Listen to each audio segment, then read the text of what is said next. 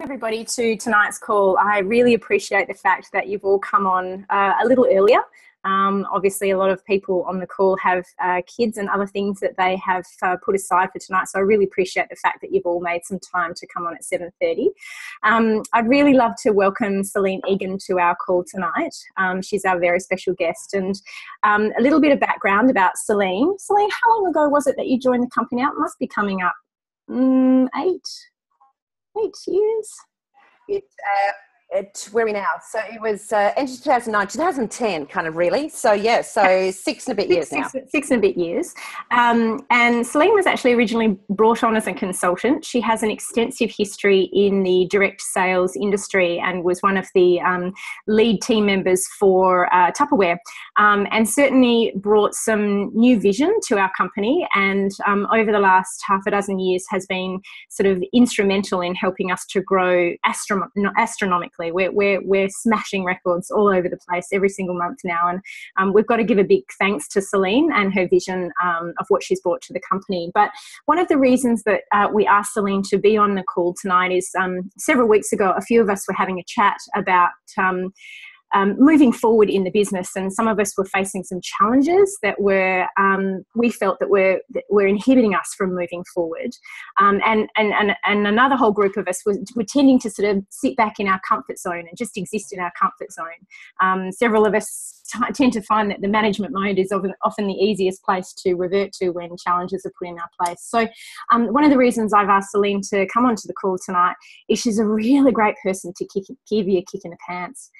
So Celine's going to share a little bit of her knowledge around, the success principles that are needed to really rock it forward in our business, and some of the things that we can put in place to really make that happen. So I'm just going to hand straight over. Thanks, Celine. All right, beautiful. Thanks for having me. And thank you, everybody, for getting on the call and investing in yourself. Just a little bit about my backstory prior to Juice Plus. So I suppose it gives you just a little bit of credibility on why I can speak to you even as you've got children maybe crying in the background. I started in direct sales, what I would call officially full-time. I was doing it dabbling from about 19. It was my play money. But once I started having children, I was working merchant banking, had a very nice career, but went back to work when both of the first two, they're only 18 months apart, were only 3 months old. And that was because Australia decided that it was going to have a beautiful interest rate hike, and they hit about 18%. Those of us that are old enough on the call remember those days. And so when anybody whinges about the interest rates, I just give them a slap around the ear hole and just go on, suck it on, keep going. It'll be fine. But it actually did make some changes for me in that what I thought maybe a little bit more time home with the kids turned into not so much. So, the question I was asked by a very dear friend was, what if I could actually do something different? Because even though I loved my career, I didn't love the fact that I was dropping children off at childcare at 6, 6:30, 7 o'clock in the morning time, picking them up at about 5:30, 6 o'clock of an evening time, taking them home, washing them, putting them to bed, and doing the same thing again the next day. There's a little bit of an accent you'll hear in there, born and bred in Dublin. So, and so is my husband, Mick. So all of our family was on the other side of the world. So it was a case of that was going to be those choices. And looking at some alternatives, what could it be? And this very dear friend, questioned me and said, what if it could be different? And so I decided to give it a go.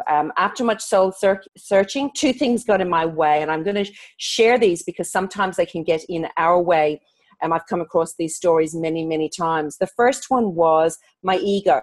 I actually had, a very good career, and I have to say I went through that whole stage of what will people think if they say, if I say I'm in direct sales and network marketing, what's going to be going through their heads around that. And so there was a little bit of that came up for me. And then the second thing was belief. Could I actually do it?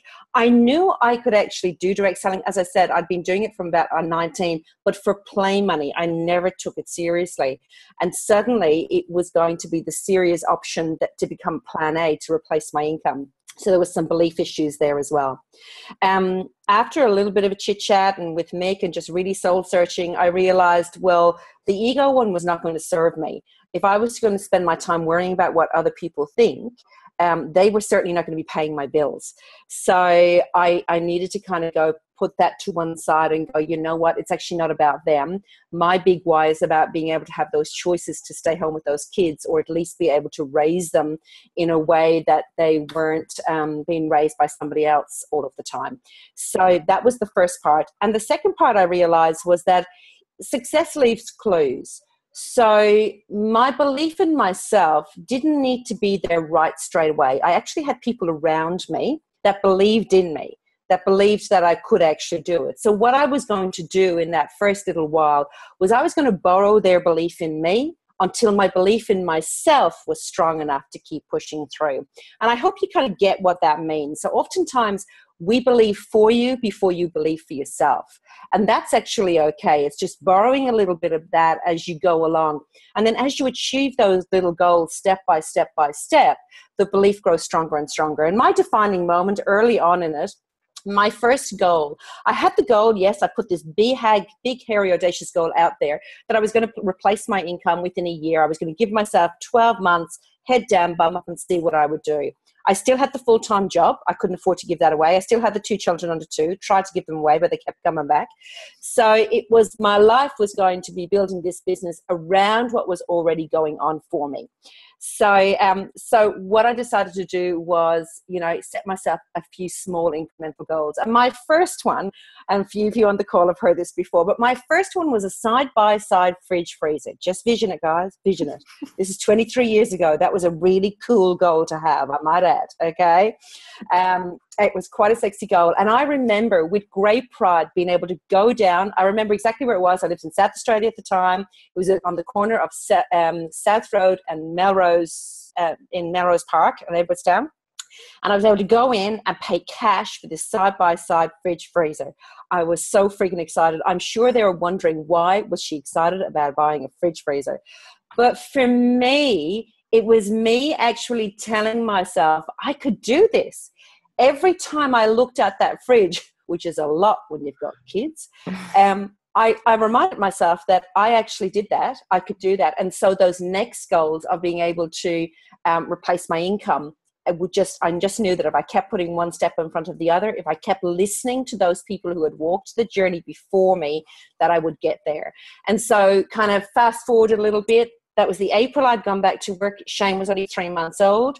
That Christmas I resigned from my job, worked out my 1 month's notice, being in merchant banking. And so just after his first birthday then, and he is now, what's he now? 23. So I've got a 24-year-old, a 23-year-old, and I added a third one into the mix, and he's 19. So the beautiful thing about it is that no matter where you are right at this moment, whether you have no kids, I did it then, whether you do have kids, I did it then, or you grow them through the business. And of course, our kids have grown up in direct selling, being part of this network marketing world. And that, honestly, there is somebody that's walked the journey before you. So don't ever, ever, ever feel that you are on your own. Just put your hand up and say, this is what's going on for me at the moment. Okay, can you give me some tools or resources around that? And if the person you're talking to doesn't have the answer, they know somebody who does. So that's the first thing that I just want to go to touch on today on that. The second thing that I want to kind of touch on is that really and truly every funk, and I remember we were, and myself and Tamara we talk every week, sometimes more now that Voxer is happening, and that sometimes it's daily. I love Voxer. But the beautiful thing about that is that when there are times when we do get into a little funk, if you look at where you are, it's always about coming back to the fundamentals. It's always about coming back to the basics. This business is not rocket science. It really is about doing the fundamentals time after time after time. And there's only a few of them really, as far as I'm concerned. The most important tool that I ever learned or was kind of gifted, there was a variation of it and kind of came up with my own little way to do it, was what I called the grid. Now, some of you will have heard me talk about the grid before. Some of you will probably have heard Tamara talk about the grid. The grid is a very simple sheet of 30 squares on a piece of paper. It's not very technical at all. I like simple stuff. But the thing about it, what it did for me in my business is I was out there chit-chatting to people. I was talking to people, going to networking events and things like that. But I'd be talking to somebody and then maybe for whatever reason, a week down the path, I think, oh my gosh, I didn't get back to that person. And then I'd have this whole story in my head because they didn't get back to me, so they really mustn't be interested. And I'd have this whole conversation going on. So a couple of things that the grid made me do. It made me realize what I actually was doing as opposed to what I thought I was doing. The conversation I was really having. How many people on the call have ever been busy being busy? Okay, you think you're out there doing and working your business, but if you're really honest and you look at it, you kind of go, okay, yes, I might be making up pretty flyers, or I might be kind of, playing on Facebook a little bit, or I might be, doing some other stuff, but what's the actual productivity that's coming out of that? And at the end of the day, if you are not having conversations with people, you are not working your business. Now, those conversations nowadays can be text messaging, Facebook messaging, and, person-to-person phone calls. I get that we use a lot of, technology now to do those things. But a Facebook post is not a conversation with someone. Even if somebody likes it, that's not a conversation with you, okay? It's not until you take that offline. So you either go into Facebook Messenger or Voxer or text messaging or an actual phone call or person-to-person, then you actually goes onto your grid. That's when you're having a conversation. That's when you're starting to build relationship. So your grid is just a collection of those relationships. But the beauty about it is that when you look at your grid, you can actually see that in your face there. You can see who you're talking to, and you can also see who do I need to follow up with. It's the old style funnel, really. And so for me, that's one of the core basic skills. It's working your grid on a daily basis. Now, when I was building fast, because I wanted to be able to replace my income, I gave my business a high 5. So my goal was to actually speak to 5 people a day. And so to look at my goal was to fill 25 to 30 squares in a week. It's completely up to you as to what level you hire yourself at. That's your goals. Now, did I do that every single day? No. But my goal was over the course of the week that I would have hit my targets. For you, it could be 1 a day. But keep yourself firm on that 1 a day. If you don't speak to someone today, then you've got catch up to do tomorrow. Don't kid yourself. Okay, the greatest thing that can actually move you out of doubt. So, they say kind of doubt will move you out of action, but action will move you out of doubt. If you've ever got any funk or doubt around your business, step into action, and that will help to move you forward. So looking at your grid, I think is to me, straight away, even the leaders who are doing coaching calls with me, they'll send their grids through to me, because we actually will have a look at that and see who are we talking to, what are we learning from that? Because we actually start to learn some lessons from our grids as well. If we've got a heap of names on there and then there's no outcomes, so for example, we're not putting a cross through because they're not interested at the moment. By the way, I never believe it's no forever. It's just no, not now. So they go back onto my memory jogger. Or they've turned green, that we've colored them in green because they've turned into a customer, or colored them in red because they've decided to join our beautiful mission. If there's nothing happening on there, there's some lessons to learn. Either you're not doing your follow-up, and remember always the fortunes in the follow-up, or you are putting names on there that you actually haven't properly had conversations with, so you're not building relationship. You're just collecting names, and it becomes more a memory jogger than it actually does an action grid and that. So is that making sense? Can I have a thumbs up if that's all making sense? Yep. Okay, cool.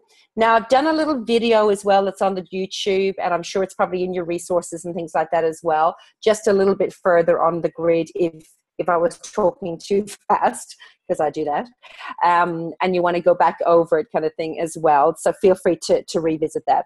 But honestly, that transformed my business. It made my productivity, it just lifted a whole other bar. It made me take responsibility for actually what I was really, really doing. And the other little tool that I have, and I used to have it up on my wall all the time, 2 things up on my wall. And the first one was the responsibility game. So I would remind myself when I was, kind of having a little bit of a whinge, or I was creating some stories in my head about, why I wasn't doing what I was doing, or why I couldn't do things like what other people were doing, etc. I would look at the responsibility game and go, okay, am I playing above or below the line? Now, above the line is taking responsibility for the actions that I'm going to do, and below the line is going into blame, shame, and justify. Can I say to you guys, don't wait for anyone else to build your business. take responsibility to actually do that yourself. It's lovely to connect in and have upline and sideline support. That's fantastic and it's brilliant. But at the end of the day, it's about you taking personal responsibility for the actions that you put into your business every day, because it's your check that you want to see that comma move in. When we play below the line into blame, shame, and justify, blame, we start to kind of, we blame our upline, our downline, our partners, our kids. We're kind of looking outside of ourselves to lay blame, corporate head office, the virtual office, whatever. There are all things that honestly are going on for everybody else in our business as well. But it's how you choose to actually let them impact you will be the difference between what your results are and what somebody else's results are. Shame is that little negative self-voice, that voice that goes on inside our heads, and that it's really just the comfort zone, wanting to keep you very, very nice and tidy where you already are. And I'm going to just talk about the stories we tell ourselves in a minute too. And then the last one is justify. We can all put a story around what we do. Like, my story could have been I was working full-time with a shift-working husband and family on the other side of the world. That's what my story could have been. And you know what? I could have made that sound really, really good as to why I could not possibly fit another business into my schedule. But I can choose to either let the story define me or me define my story. Okay, and I chose the latter. I chose that I was actually going to create the story in the future for our family, rather than let my circumstance and what could be a really nice story kind of define what it was that I was actually going to achieve. So talking about stories, am I talking too fast, by the way? No? Okay, all right. Everybody can still understand me? Good. Okay, that's good. Okay, talking about stories, I actually got to go and see Brené Brown last week. And I don't know if any of you have watched any of her stuff on vulnerability and read any of her books. I'm reading Rising Strong at the moment and she talked about, and I just love this because I've learned so much about stories that we tell ourselves over the years through a lot of the personal development that I've actually done. But I love how she actually framed it. Now, for many of us, and some of us that are on the call today, and I know because I've had conversations with some of you around this, we can have some stories that don't serve us. There's stories that we've stories that, we've just carried them for a little while because, they were useful. They were kind of useful stories. And I love how Brené actually describes them. She calls them our SFDs. There's no kids on the call. She does not. No. Okay, good. Okay, which is basically stands for our shitty first drafts. Okay, and basically it's about, when something happens, or for example, you get a no. You've been courting this person. You really think that it's going to be. They're going to sign up for the team or whatever like that. And for whatever reason, it's not happening. It's not the right time, whatever like that. And we create a whole little story in our head that we're not good enough, or we didn't give them the right information, or they mustn't like us, or we haven't done enough to be able to help them or whatever. So we go through this whole story in our head. And what Brené talks about is that it's our shitty first draft. It's basically that first run through that we'll go to actually make up a story about it. And the question you've got to ask yourself is, what story am I telling myself here? And is that the truth? Or am I really just making it about me? Because when we go to that space, what we're actually doing is making it about us and not about them. So the reality, we're not paying any attention to what's really actually going on. It could be just bad timing.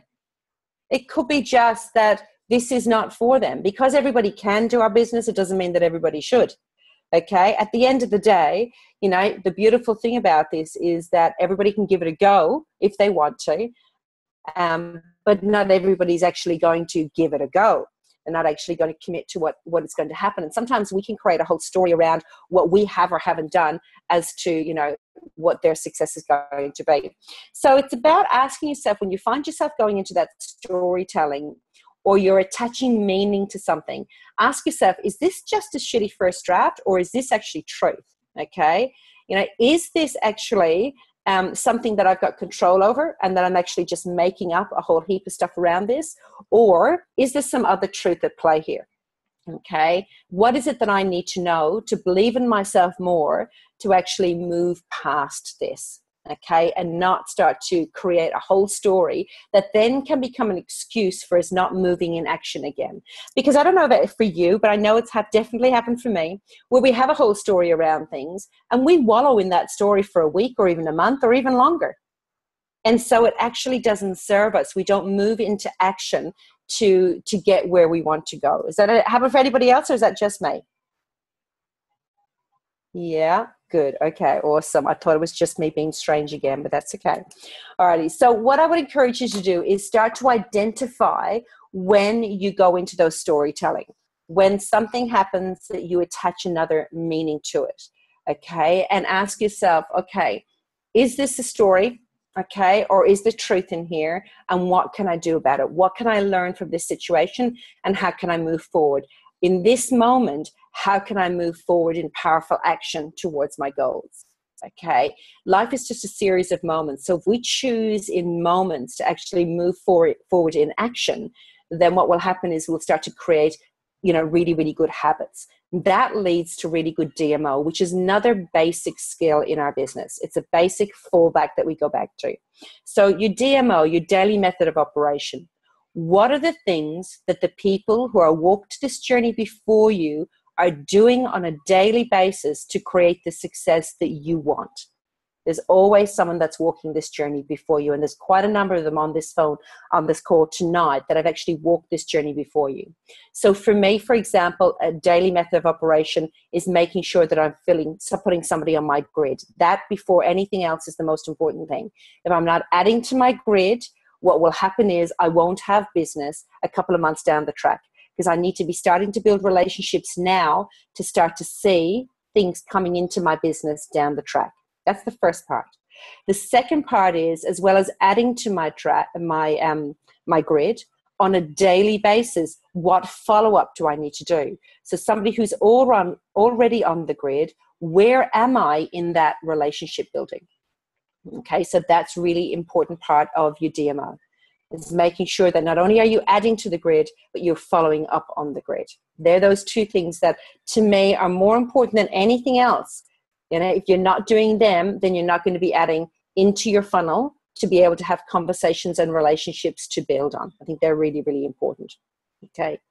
From there, another really important part, as far as I'm concerned, of your DMO is your personal and professional development. How are you sewing into yourself on a daily basis? Now, whether that is reading books, listening to tapes. I mean, I've got my few favorites, and I know that Tamara's probably been sharing with you lots of them, but Darren Hardy, I listen to every day. Okay. So Darren Hardy, he wrote The Compound Effect and The Entrepreneur Roller Coaster. He's amazing. He's just retired as the editor of Success Magazine as well. And he got his start in the MLM industry with NSA. Okay. He was an NSA boy way back when. Okay, so that's one guy I listen to all the time. I love John Maxwell. If you feel that you need some growth around leadership, John Maxwell is another great speaker. When it comes to our industry, there's two guys that I go to when I listen to certain things. One, of course, is Eric Worre with GoPro and the Network Marketing Pro. That's absolutely fantastic. Again, little podcasts that come out from him, and his book GoPro is a must. It's a go-to. Richard Bliss Brooke and the 4-Year Career. Okay, that's another one that is great. It's a great little book. But what I love also is what Richard puts on is what he calls the podcast called the Hero Series. And that's a series of stories. And then I know T's favorite at the moment is MLM Nation, where there are absolutely heaps of different podcasts and stories that you can get to listen to. Why is that? And actually, the king of all kings, Jim Rohn, Mr. Jim Rohn, Lord rest him, an oldie but a goodie still to this day. Now, why is it important to listen to these things? Because you kind of go, we're selling fruits and veggies in a capsule.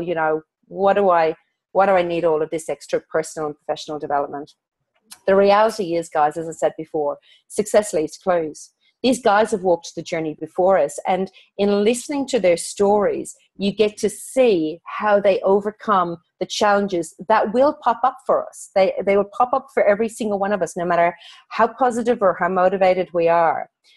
But what will actually make or break us is how we choose to cope with that, how we choose to come through that journey.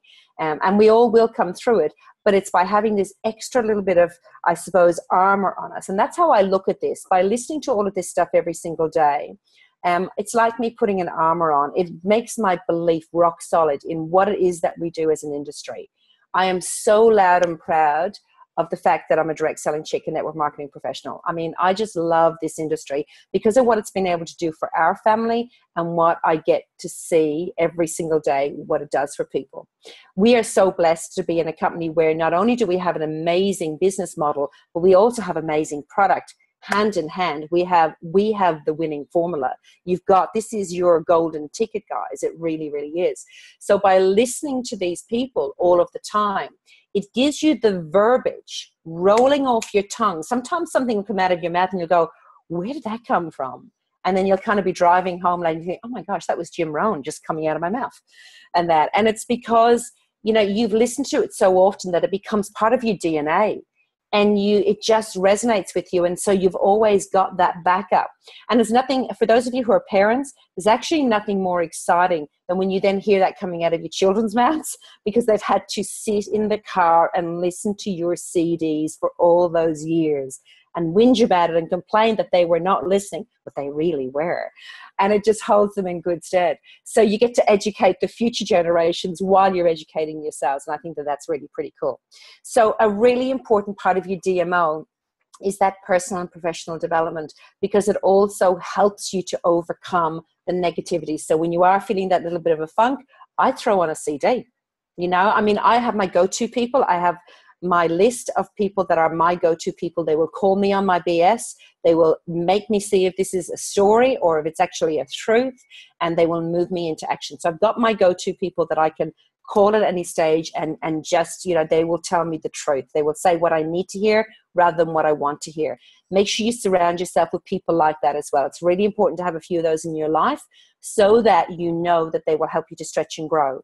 But my second option, if I can't go to one of them, is one of those CDs will go on and I will listen to that inspirational story or people sharing their insights, and that will move me into action because it will remind me about the gift I have in my hand. It will remind me that I was given this gift and I get to give it to others. And so whatever funk I'm in, really and truly, it's not that important. My goal of being able to live an inspired life, to inspire others to be able to have amazing freedom with their families as we get to do with ours, just, keeps you moving forward. But if you haven't got people around you that are going to challenge you, and if you aren't plugging into these personal developments and professional development stuff, well then, you're going to get those knocks are going to be just that little bit harder. So that was the PD as part of your DMO. The other part of your DMO, really, really important, and I can't stress it enough. I don't care if you've got one customer or 101 customers, your customer care. Okay? Your customer care needs to be part of your DMO. And honestly, there's no one in this business that has got so many customers that it's going to take more than an hour a week. And you've got Hill on the phone at the moment, who's, customer care queen. If you need any questions, I'm sure, just go to Hill and she'll be able to share that with you. But I can't stress enough how important it is to actually do it, because guys, you don't want a burn and churn business. You want a business where you get to love on your customers, and in turn they become raving fans. You impact their health, and in turn they will want to refer to you. Okay, this is all about relationships. It's seriously about building relationships, and getting a customer and then just setting and forgetting them is not building relationship. You want to be making sure they're getting into the Juice Plus habit, and that they've got questions, that if they've got questions that they get answered, and that you're just loving on them. And it's not ringing them every day. For the first couple of weeks, you may ask them and say, okay, alrighty, so tomorrow you're starting on your Juice Plus. How can I best support you in getting into that habit? Would you like me to, send you a little text message every few days to make sure you're taking it, or add you into the Facebook group or whatever? Make sure that you actually ask them how they would like to be best communicated with. And then, of course, it's about staying in touch and following the customer care system. There's a heap of emails that go out, but it's also about you taking a participant in that journey rather than just an observer of it. And if you do that, you will more likely have customers that are going to want that second shipment, third shipment, and so on. And if you get people past that second or third shipment, they're probably going to be on Juice Plus for life. Okay. that also means you get to have the conversation with them down the track of joining our business as well. Because for some, they need the proof of Juice Plus in their bodies before they actually want to have the business conversation. And so you get to be able to do that. But that only happens through good customer care as well. So that's something else that needs to be added to your DMO list. Okay. All righty. And then the last one for me on my DMO is events. Now, people say to me, you wouldn't do an event every day. Well, actually I would, because to me, talking to somebody is an event. Okay. That one-on-one coffee shop kind of thing is an event. The 3-way call with your upline is an event. But then you've also got the things like the Zoom events and the live events. Okay. Nothing will cure an ill better than going to a live event. Going and showing up for an event where you've got, and you might sometimes, you know what, you're going to need to go to it because you just need that event. You need that little bit of an injection and you get it in your arm. Every single Monday night, without fail, we had a weekly event that was training beforehand and then a guest event. And even when I lived over an hour and a half away from where we used to hold them, we didn't use technology as much as we do now. I got excited when I got a fax machine. That's how excited. That's how long I've been in this industry. But going to those events, that was my injection. That set me up for success. So if there's a live event on for you, get to it. If there's no live events and start a live event yourself. Okay, don't wait for somebody else to do it. So if there's not a leader in your area that's holding the event, you're the leader. You hold that event, and that could be coffee shop with a few people around a table. That could be what it is. It could be around your kitchen table, but actually hold that, because the power of people getting together in community is really the thing that I think really creates the culture that we actually have.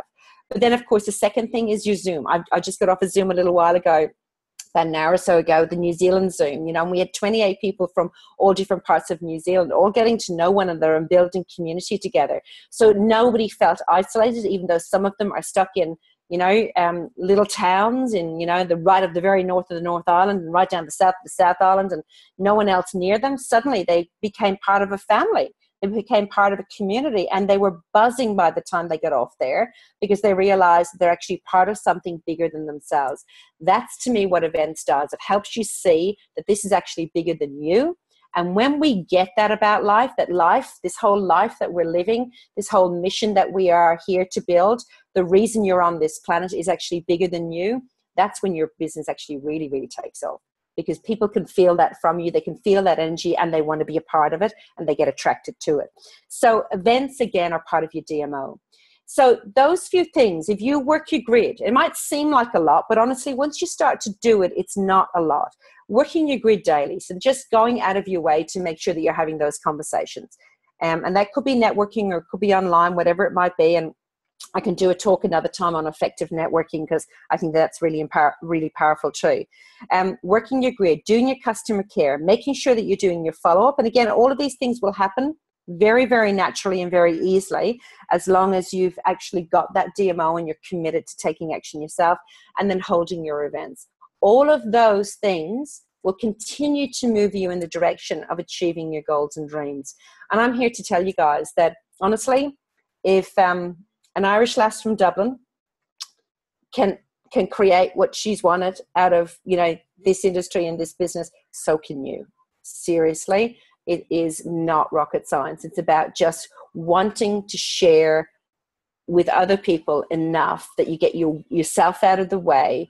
You realize it's not about you, but it's about the person who's sitting in front of you. When you realize that you've got a gift to give them, either the gift of health and or the gift of wealth, and you get that, and you get up each morning knowing there's someone that you need to talk to today so that you could share that gift, your whole business and your whole life will change. Because it just, I'm a firm believer, when we give out, we get back tenfold. And it's not about getting back, but it just happens. It just happens of that's the laws of the universe as far as I'm concerned. God helps those who help themselves, and blesses you incredibly when you want to bless others. Did I miss anything, Tamara? Oh my God, I couldn't write fast enough. That was amazing. And the gobsmacking moment for me in all of this is, I haven't really heard anything different for years. Like, it's the same stuff. There's nothing here that is new, but often we just need reminding that it's about keeping it simple. It's not complicating it. We have a simple product. We have a simple message. We have a simple business structure, and you've made it really simple in 5 easy points. The big things for me in all of that was lean in. Oftentimes we think that, you know, we've got our own business number and that means we're in business for ourselves, but we're not in business by ourselves. And the worst thing is if you're feeling like you've had a few knocks, and you're feeling that in isolation, you've hit the nail on the head. Just lean into those people that are there. And the other thing is consistency. Looking around at those people who are absolutely smashing records right now in this company, and you look at what they're doing every day, it's the consistency and the discipline of their time that they're doing it. And the other thing that I can't stress enough is tapping into those events.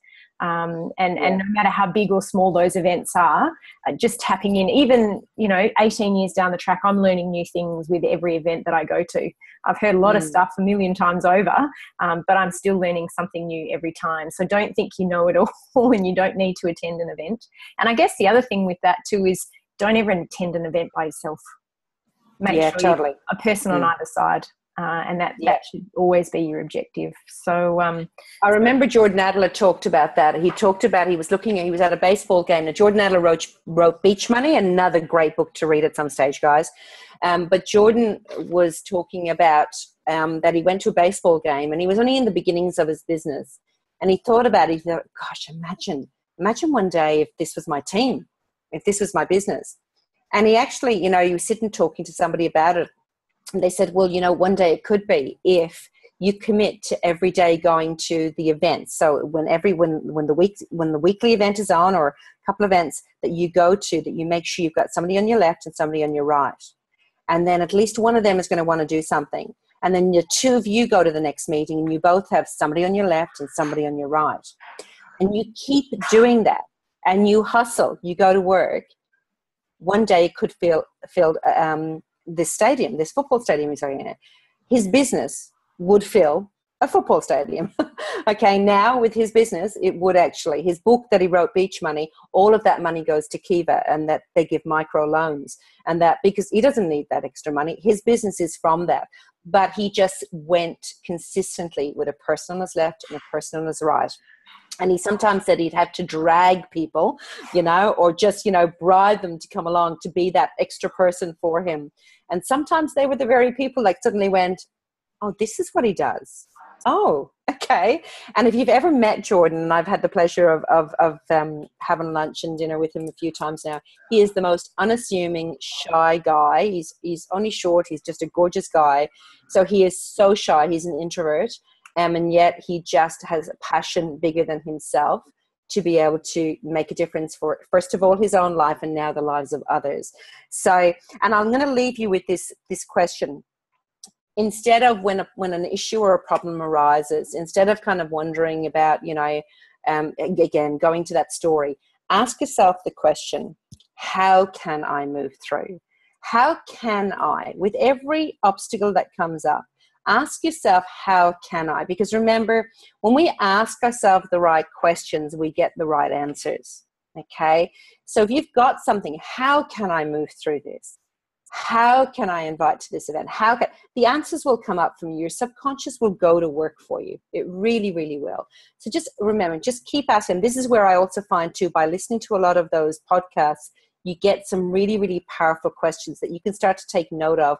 Carry on a little 3x5 card and then pull out when you're feeling a little bit, when you're feeling a little bit flat or whatever like that, and start to ask yourself some empowering questions. So I hope there was something in there that was able to, touch each of you. And at the end of the day, guys, just have fun. You're not having fun, you're doing it wrong. Yeah. Hey, Celine, Curtis has just asked the question, and maybe this is something that we do on another call. How do you become an expert event inviter? And the first thing that I will say, and we will touch on some more, I'll get some more word choices and things like that for you, but what I will say is it's absolutely practice. Okay, so your sandwich, okay, it's really, really important. I can tell you now, after years and years and years of experience on this, and Bron and Tamara and Hill, you'll probably say the same. An email invitation, a Facebook blast, all of those things will not work. Okay, they might catch the occasional person or whatever like that, but there's still nothing that beats the personal one-on-one invitation. And whether that's face-to-face, whether that is a personal email but you can follow up with a phone call, whatever it might be, the more personal you can make the invitation, the more chances you have of getting them to actually want to participate. Now, with social media and all of that today, what you get to do on that is create curiosity. So by sharing what you're doing and sharing life and putting it out there and creating, interest, you get to create curiosity. So there's more openness when it comes to you having a conversation. But there's still nothing that will work better than the personal actual invitation. The other thing too is always build up an event. So if you've got, say for example, you've got a Zoom event happening and you've got Tamara coming on it, or whoever it might be, build for the speaker. And this is exactly what we were talking about on the New Zealand call tonight, because I've got a New Zealand tour in 2 weeks time, 3 weeks time, whenever it is, the 1st to the 17th of April. Anybody's got anyone in New Zealand. And so I'm going to be over there, and Linda Evans actually popping over to the North Island for about 5 days around the same time as well. So we just talked about the fact that, you know what, honestly, yeah, we're just normal. You guys know us, we are. But, we'll be hamming it up. Like, I mean, Linda's now the top income earner, Australia, New Zealand kind of thing. You just ham it up. I'm one of the co-owners of the company. You ham it up. We, you know us as who we are at every day, but your guests don't know that, and you get to sell the fact that they're going to be on that call or they're going to be at that event. So whoever it is, even if you've only been in this business a week, you've got a week's more experience than the people that are actually coming along to the event. You've got something to add. Don't ever undersell yourself. So don't feel that it's just you doing the event. Think about how you can actually create some curiosity, whether it's the type of the name you call it. And even though we do all of our events quite similar, you could have a different name for it. It could be a Boss Babe event. It could be Parents on a Mission. It could be whatever it might be. You'll come up with some different things, but the actual event is exactly the same. So, build curiosity, build excited. If you're excited about an event, somebody else will be. Like if you just say to someone, look, I'm having an event on Wednesday night, I'd love for you to come along. As opposed to, I'm just so excited, I'm absolutely jumping out of my skin. I'm going to have, a couple of my friends that I've joined in this business that are coming along to help me, and I would just love for you to be there. Can I save you a seat? There's a difference. Be excited about it. Actually want people to come and let them feel that you want them to come by being excited about it. So I think that'll be a little bit that'll help. I'm going to get some verbiage and put that together tomorrow. So I'll either get that to you or we'll do another call or whatever like that. But really, main thing, be personal as you possibly can be. Okay, so if that's face-to-face, if it's over the phone, if it's by actual personal Facebook message and all the rest, but personalize it to the person. Be excited about the event, okay? Truly be excited about the event. And if there is a speaker or if there's a guest person coming on or there's just another person from Juice Plus that's going to be there, build for them. You build for them and they build for you, and it all becomes one big happy party. Fantastic. No, that's awesome. Jen, you just asked the question, can you repeat the podcasts? I was actually put onto podcasts by one of my new franchisees, Kobe Lay, who's not on the call tonight, and I've just opened up my world with podcasts. But John Maxwell, I've started listening to him actually, is one of them. Richard Bliss Brooke and the Hero series. Darren Hardy, what was his series called? Darren Hardy, so I'm just typing them in here as well. Darren Hardy is, if you just Google him, it's just, so you subscribe and a little message comes from him every day. It's only probably about 5 minutes. I normally post them in the leaders group. So Darren Hardy, he wrote The Compound Effect, 2 great books, and The Roller Coaster Entrepreneur, or The Entrepreneurial Roller Coaster. Eric Worre also has a podcast that comes down, and my favourite, as everybody knows, because I rabbit on so much, is MLM Nation. We're now up to 148. So you can go all the way back to number 1, and you still probably won't finish them by the end of the year. Unless you're Tamara, who watches them all over Christmas, but that's okay. That's right. That's exactly right. Christmas is just one day. Yeah. Oh, Celine, cool. I know it's coming up to 11:20. You have been such a magnificent injection to all of us. On behalf of everyone, I want to say thank you so much. Everyone, just a quick reminder, we've got copious events. We've got events coming out of our ears at the moment. We've got 9:30 tonight. We've got our Zoom event on this same Zoom number. We're going to be doing an Own Your Own Life event. So come on, have a look, bring someone on, and it's the same time every Wednesday night. It's a late one, so no one has an excuse with children unless you need to do some serious bed training. 7:30 Friday, we've got a live event down at the Saint in Aloo. Again, Own Your Own Life. We've got Jen Burkhead and Mel Brunning who are contributing, so it's going to be amazing. It's really good. We've all got guests coming, so I know there's going to be 40, 50 people there. What an amazing community for people to see. And then 8 p.m. this coming Monday night, every single one of us needs to be on the call. We've got Emma Polly coming on all the way from the UK. She has the fastest growing Busy Mums network right now.